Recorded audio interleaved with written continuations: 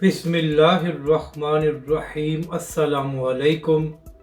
मैं हूं अली असगर और आप देख रहे हैं मेरा यूट्यूब चैनल। गिरफ्तारियों से हम पीछे हटने वाले नहीं हैं। हाफिज साद हुसैन रिजवी की बात एक बार फिर सच साबित। इस वीडियो में हम इसी के मुतालिक बात करेंगे। नाज़रीन करम, 3 दिन पहले तहरीक लब्बैक पाकिस्तान मंडी बहाउद्दीन के अमीर अहमद नईम चट्टा साहब को गिरफ्तार कर लिया गया था। इसके अलावा तहरीक लब्बैक पाकिस्तान के 2 रहनुमाओं और कारकुनों को भी गिरफ्तार किया गया है। तो नाज़रीन करम, इसी हवाले से अहमद नईम चट्टा साहब का जेल से अपने कारकुनों के नाम एक पैगाम सामने आया है।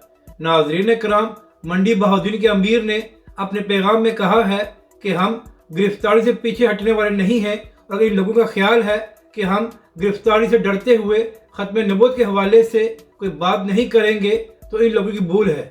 तहरीक लब्बैक पाकिस्तान मंडी बहाउद्दीन के अमीर अहमद नईम चट्टा साहब ने कहा कि चाहे तुम लोग हमें 1000 बार गिरफ्तार करो, लेकिन हम अपने मिशन से पीछे हटने वाले नहीं हैं।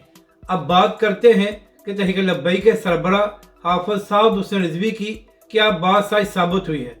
तो नाज़रीन करम, जिस वक्त इमरान खान साहब ने हकीकी आज़ादी का नारा लगाया था और फवाद चौधरी वगैरह बड़ी बड़ी बातें किया करते थे, तो उस वक्त तहरीक लब्बैक के सरबराह हाफिज साद हुसैन रिजवी ने कहा था कि इमरान खान साहब, जो लोग आपके इर्द गिर्द हैं और बड़ी बड़ी बातें कर रहे हैं, तो जब आप पर मुश्किल वक्त आएगा तो सबसे पहले यही बाकर जाएंगे। तो नाज़रीन करम, हमेशा की तरह हाफिज साद हुसैन रिजवी की ये बात सच साबित हो गई है।